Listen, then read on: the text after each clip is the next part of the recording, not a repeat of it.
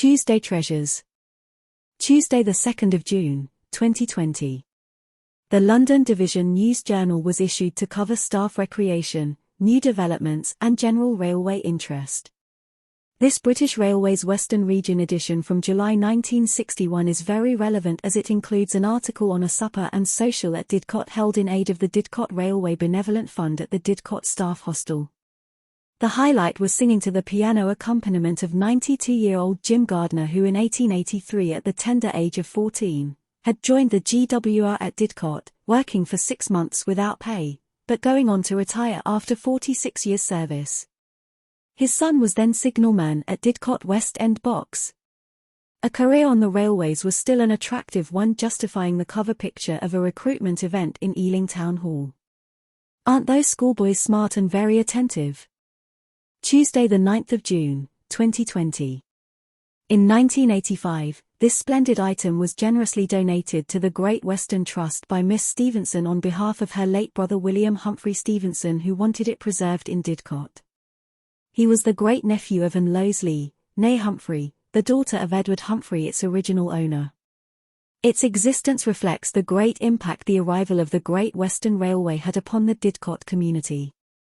For local farmers, John Holliday and John Loseley of Hagburn and Eli Cordwell and Edward Humphrey of Blueberry agreed that once the railway was established at Didcot they saw a business opportunity.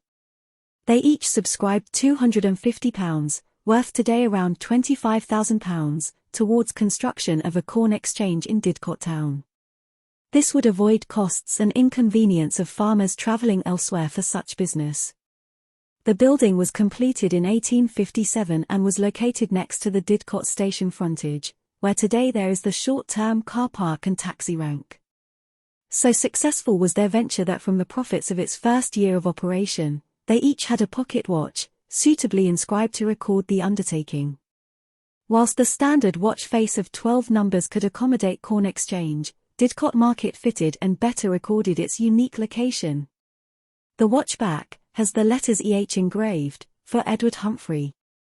In World War II the building became a general market, run every Tuesday by auctioneers A.W. Neat of Newbury for local food produce.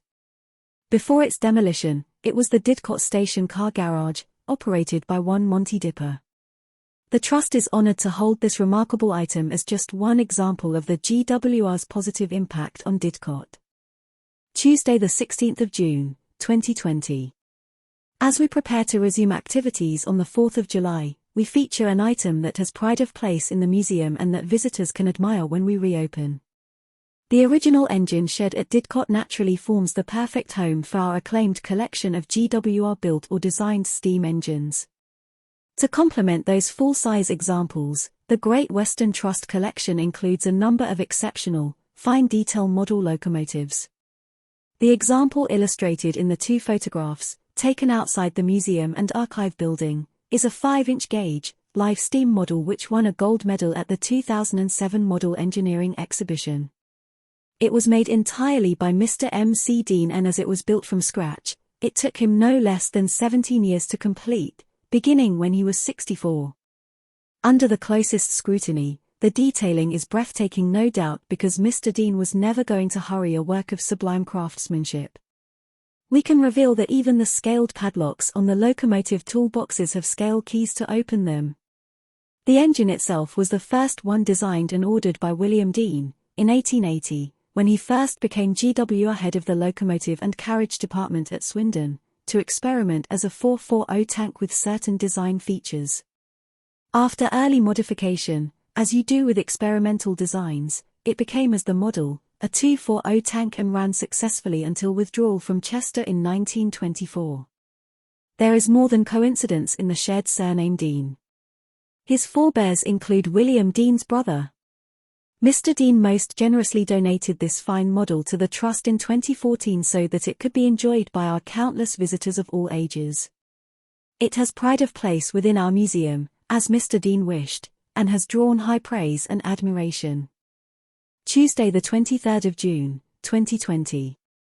The GWR was famed for its wide-ranging pursuit of publicity, a particular element being the series of very popular books by their employee W. G. Chapman on all things GWR pitched for boys of all ages. They included details of locomotive construction, and in an era when boys were genuinely stimulated by engineering and technology of which railways were in the vanguard, the GWR also actively exploited that latent interest by contributing to the numerous boys' periodical magazines, comics, and books. This example is the cover of the Modern Wonder, the pictorial review issued every Wednesday for 2d or 2 old pennies. That is the pre-decimalization coinage, when 12 pennies made a shilling and 20 shillings made a pound.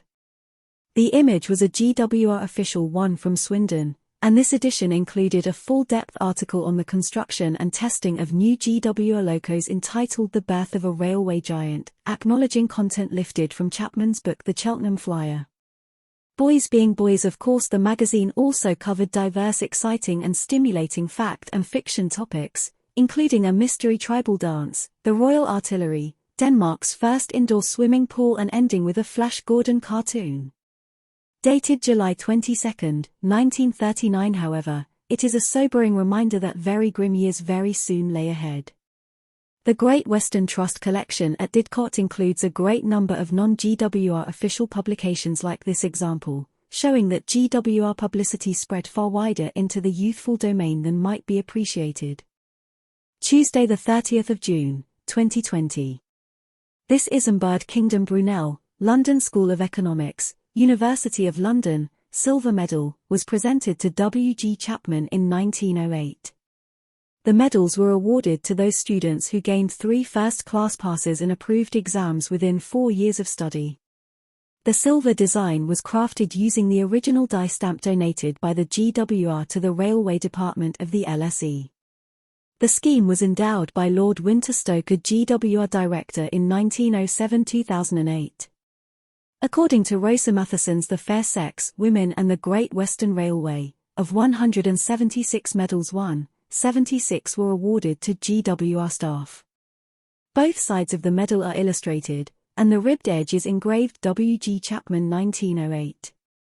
Chapman, then of the General Manager's Office staff, was the first GWR winner along with 2 non-GWR students. A full report of his award appeared in the Great Western Staff magazine of 1909. W. G. Chapman went on to write many of the publications for boys of all ages that were produced by the GWR Publicity Department.